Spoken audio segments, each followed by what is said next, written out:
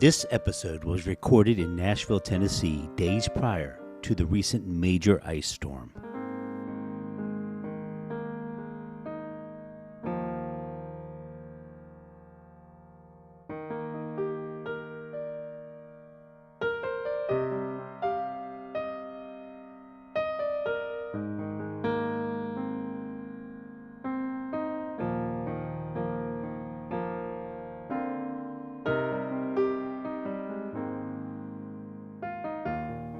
God bless Central Tennessee and all areas affected across the nation.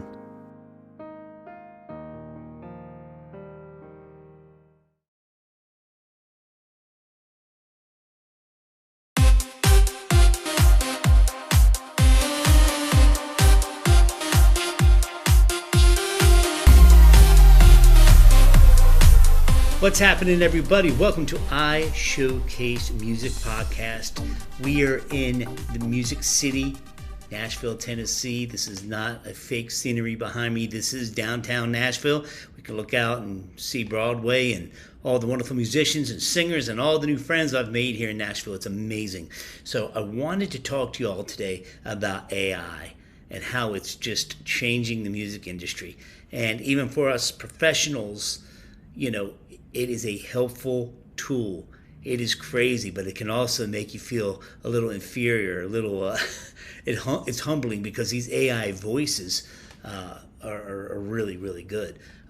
They are really good, and I'm over here sitting there like, oh my gosh, I just got this track, and I didn't even spend hours and hours and hours, which is part of the fun and all of the fun in the studio, making that happen with a real singer.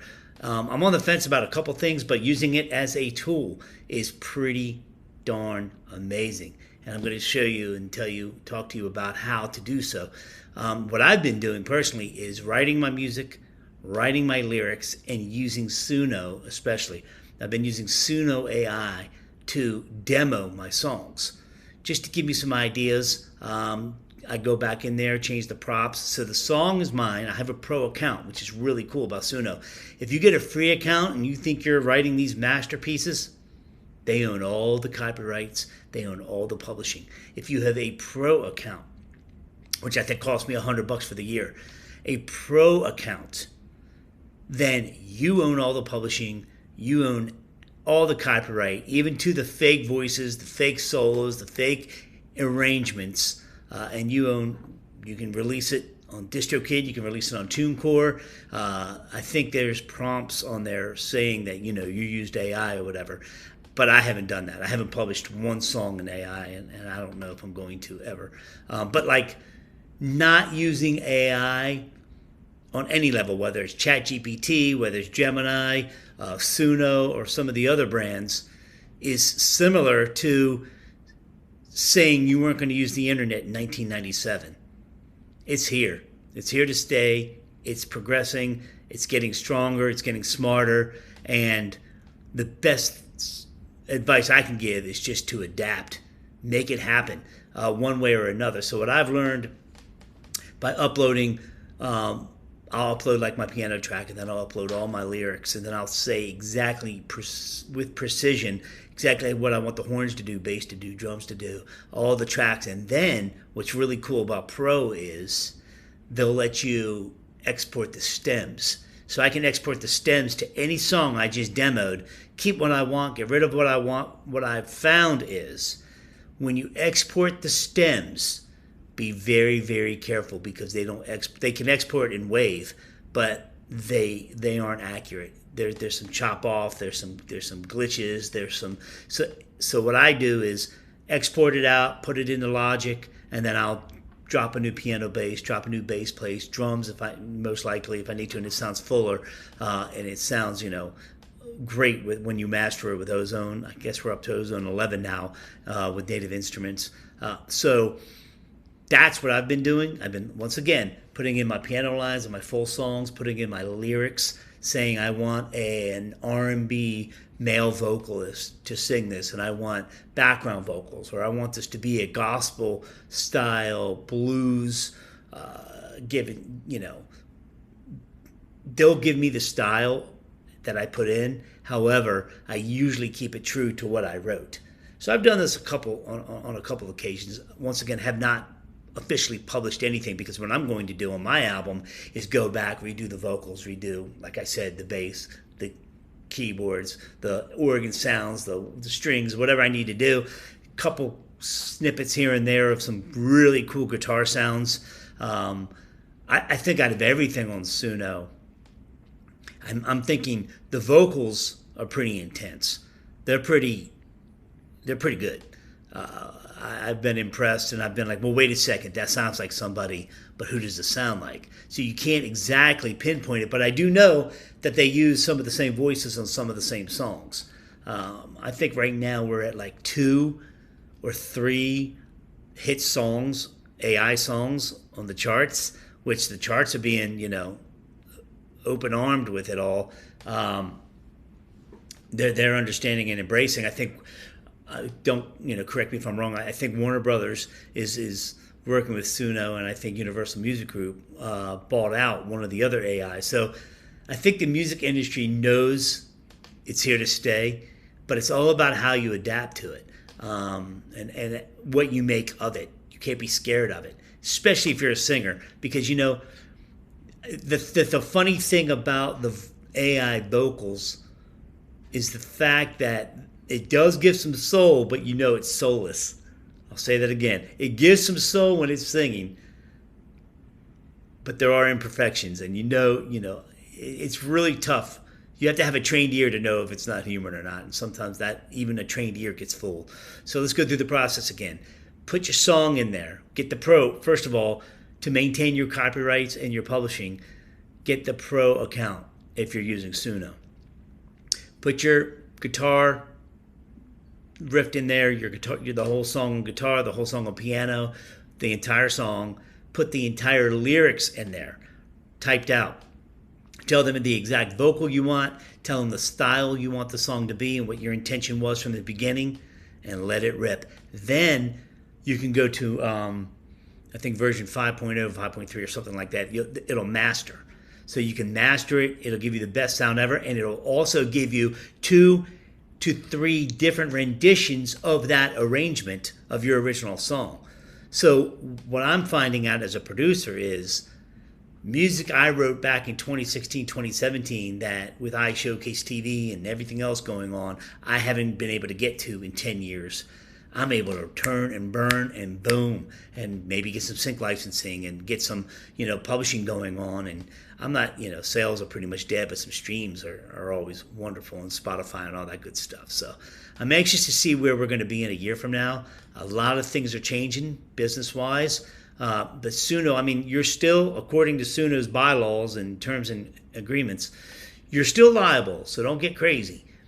People could still come after you and say, well, that's my voice. Well, that's really hard to prove, unless it's Justin Bieber or Taylor Swift or somebody, directly that you're using.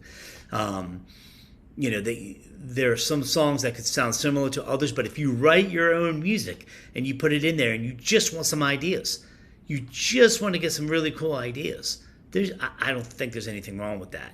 I think it's actually really, really cool. Now, how does that work with, in Nashville especially, there's so many songwriting committees, songwriters nights at Bluebird, Fox and Lock, and all these awesome places. How does that embrace AI? I think it trains AI. I think the more we put into it, the more input it gets, the smarter it gets, and the better the recordings become. So it's an interesting time we live in the music industry. As a producer, I'm loving it. As a songwriter and artist, as an artist, it pisses me off because these vocals are better than anything I can record. But I'm going to still try because I still have this soul, and try to pull off a couple really cool things. But as far as background vocals and stuff, if I don't have I think it's 2:30 in the morning, I'm going to call up a background vocalist to come record. That's a little creepy, right? So to get AI background vocals and to just blend them in to where you can never tell. You can never tell. I don't know how much you all have played around with it, but I'm telling you, you're in store. If you start messing around with it, it can get kind of addictive.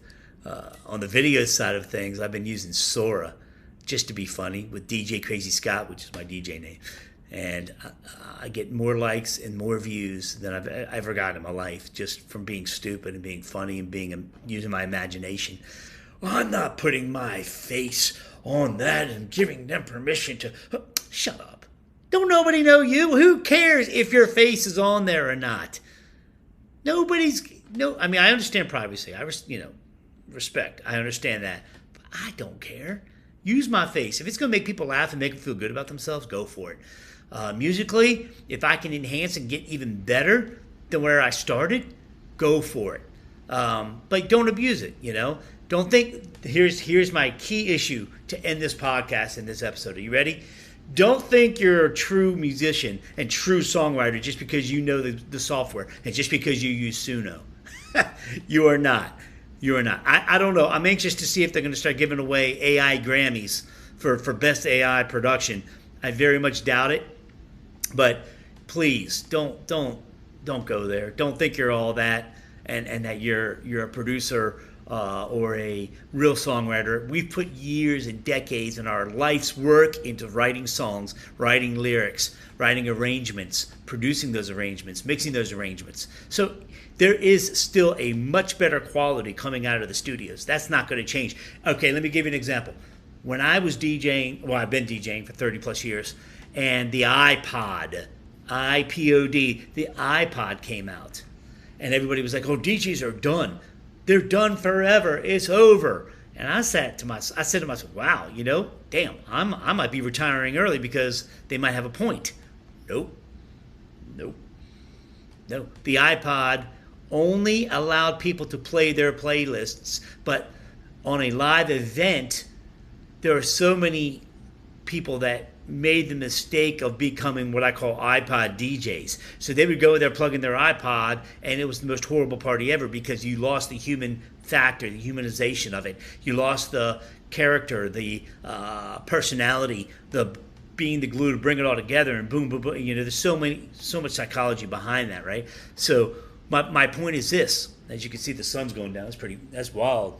Wow, we're getting a sunset in Nashville while I'm talking. That's amazing. There's so much psychology with this, as far as the iPod did not wreck DJs. It only made us stronger. It made our lives easier. Serato and being able to do those playlists and iTunes and being able to be a lot more assertive. I mean, I started off on cassettes actually and beat mixing on 12-inch and vinyl and all that great stuff. AI with these vocals and these arrangements and these musicians, and it's pretty cool. It's really cool, but it's not going to end, and I don't think it's going to ruin the true musician, the true recording artist, the true vocalist. I think the big TV shows did more harm to the music industry than AI will ever do, as far as oversaturating the industry. You can get oversaturated. There's too much music. I think there's like 1 million songs that go out per day. What do you make? 0.002% of a penny per stream. You get 1 billion streams. I think Snoop Dogg, and don't quote me on the stats, but like Snoop got 1 billion streams and made $45,000. And he was like, what's going on? 2 weeks later, he ended up buying Death Row Records back and getting his life back with that. Quote me on, or do some research on that before you quote me on that. But I mean, I know the story is similar. You can get so many streams and not make a lot of money. We're not in this for the money. I mean, it's great. A hit song's a hit song. I think ASCAP, BMI, CSAC, great organizations. I still get confused as to how they calculate the royalties. I get confused. I always have. But they seem to do a good job, and they seem to be very supportive of the music industry, and they have so much power with bars and nightclubs and making sure they go out there, and these people are paying the licensing to play this music that, or paying for the licensing to be able to play the music that's entertaining all their guests, whether it's during dinner, whether it's during, even Muzak, or it used to be called Muzak, I think it's called Mood now, atmosphere music. Everybody should be getting paid if their music is being played and being heard and entertaining others. And I'm an advocate for that for sure. The sun is going down in Nashville, Tennessee. This is starting to become my second home, and I like it. Scott Messina checking in with each and every one of you. Not many big interviews, ready to go and produce this week. I'm more like, really? To be honest, I brought the wife. I brought Ask Tammy. You can check out that podcast too. I brought Tammy with me to see if we would really like becoming locals here in Nashville, to make this our second home. We reside in Florida right now. We love it.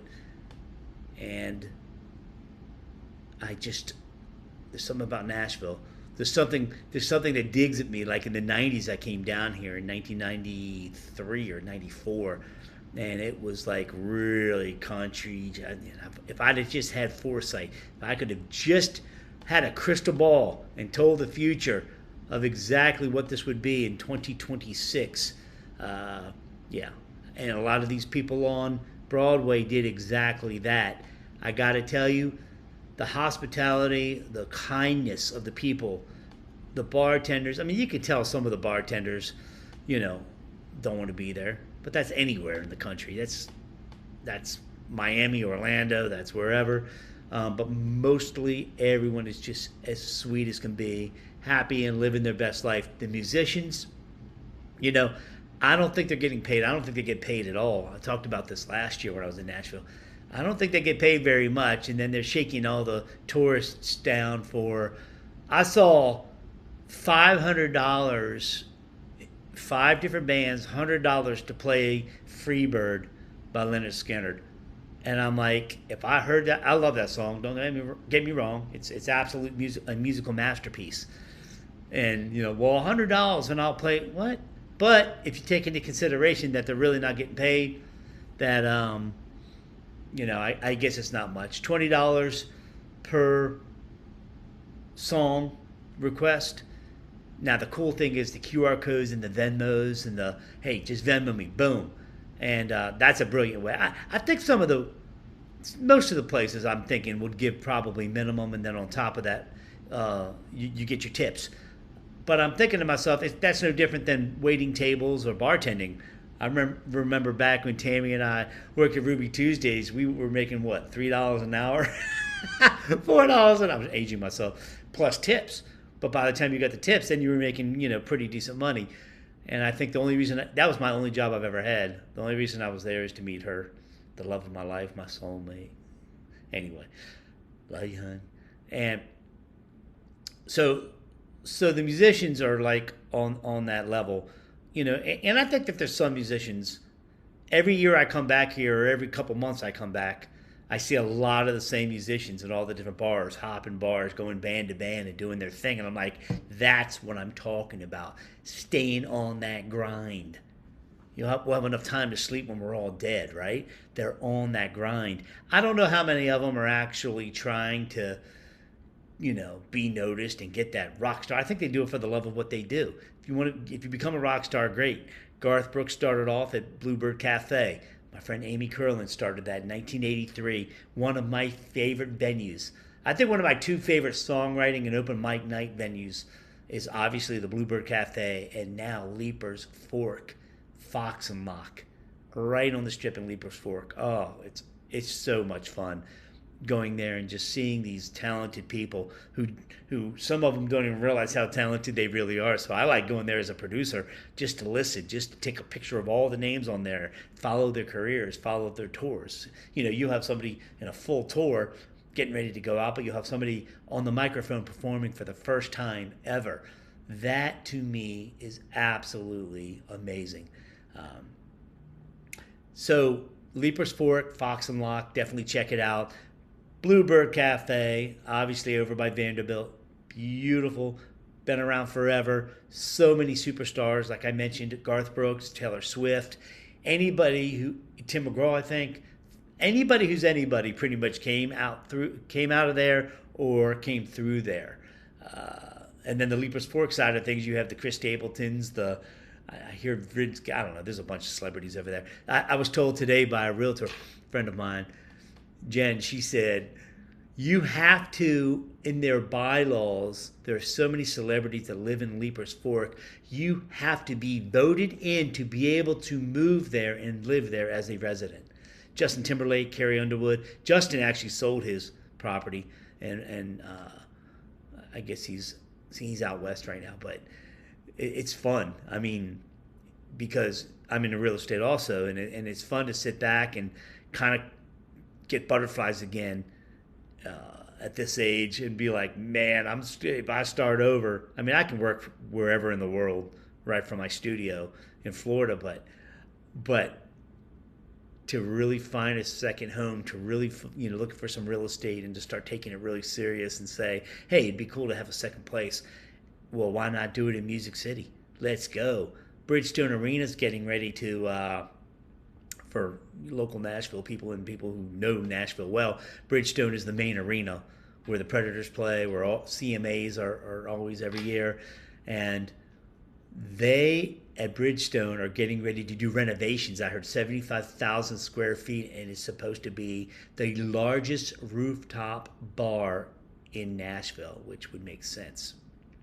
Because I was here on 4th of July, and the fireworks are absolutely insane. The people are insane, but they were orderly. Everything was just, regular drunk people and, stuff like that.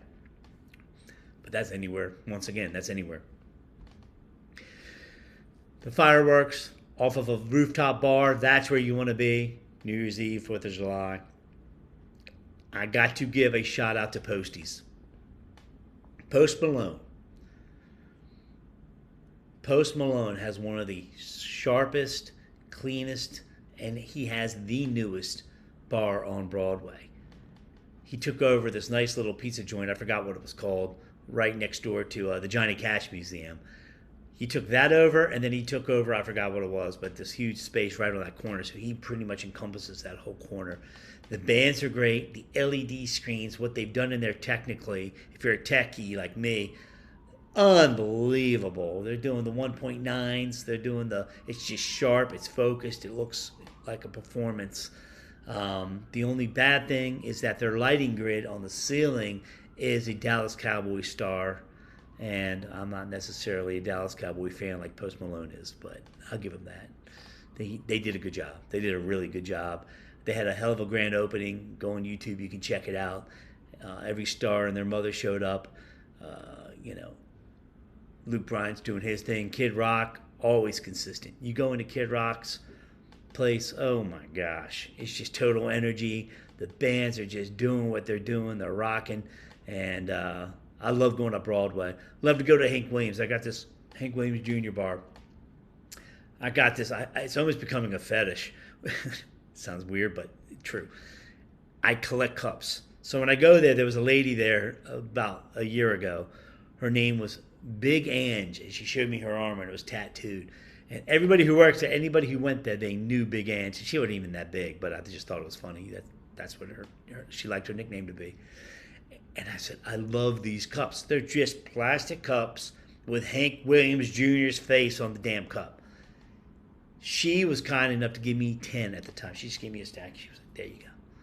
Every time I come back to Nashville, everybody laughs at me. I go into Hank Williams. Ask the bartender, this is what Big Ange used to do. Can you do it for me?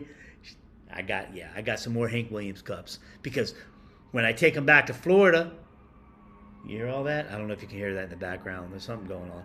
When you go back to Florida, you take them back there, and people drink out of them and throw them away. It pisses me off. So I got to keep replenishing them. Anyway, so the Hank Williams bar, some of the best bands there, but I gotta say, this trip, and every trip I evaluate Broadway and what's going on, Tootsie's stole the show, all three levels. Tootsie's, when you walk in, they're playing the old country, the old traditional, man, gives you goosebumps. You walk up there, the bartender, right when you walk in, giving you a menu, what can I get you?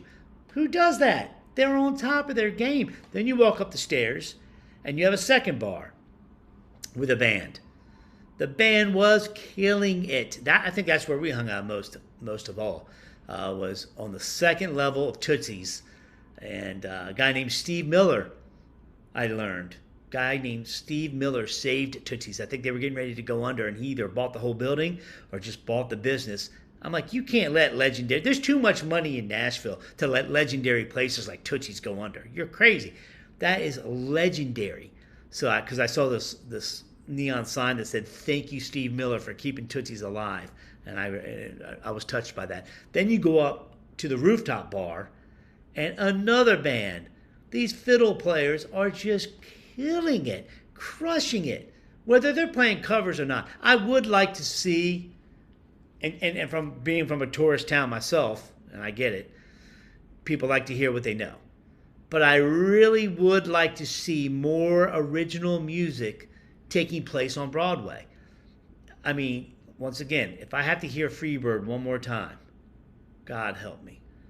But see, I'm coming as a DJ also on this because I've been listening to these songs for 30 years, play that funky music, brick house, and it's not all country in all the places. They've really adapted to the tourists, right? So they're playing everything. They're playing pop, they're playing rock, they're playing funk, they're getting people dancing, and then they'll go right back into Charlie Daniels, and then they'll go hard with Family Traditions from Hank, and they'll go into Garth, and I love the eclectic.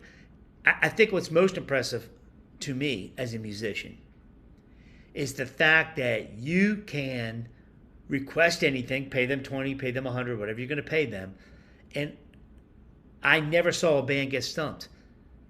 As a DJ, if you don't have Wi-Fi, you're like, oh, I don't have that. I don't have that on me. Or I can't get it because, I can't tether. I don't have a signal. I did not see one band get stumped this entire week. That, my friend, is impressive. And I think what they do, and there were about 3 bands that went for it that didn't know the songs. They were like, I think one of the songs were Footloose, Kenny Rogers' Footloose from the movie. Footloose, Footloose. And I remember the singer saying, I've only sang this in my car once. And all of a sudden I see everybody has on their mic stands their iPhones or an iPad. I saw it mostly iPhones. And I see everybody, whether it's the chord progressions, obviously it's the lyrics, obviously it's and then they start to go for it, and it's flawless. So what does that accredit? That accredits pure musicianship. These are pros. Some of these guys just get off the road with whether it's Travis Tritt, Luke Bryan, whoever, and then, oh man, we don't have a gig for the next 6 weeks. We might as well go kick Broadway. Play for beers and $50. Let's go. Because you know what it does? It keeps your chops up. These are the people that love their instruments. These are the people that aren't about it and aren't in it for just the money. They're going to make their money because they're doing what they love.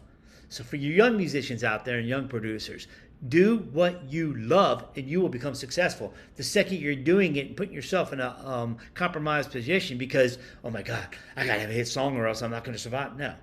No, go wait tables then. Go wait tables and let the music flow and let the timing of that music flow. Let your art flow.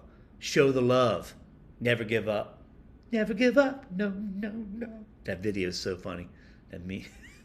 My God. Never give up. No, no, no. Seriously, don't give up. Keep rocking. Keep writing. Keep singing. Keep loving. Scott Messina signing out. iShowcase Music, live from Nashville, Tennessee. We're doing what we do. The sun is now officially down behind me, and I hope you enjoyed yourself. Tune back in for the next episode.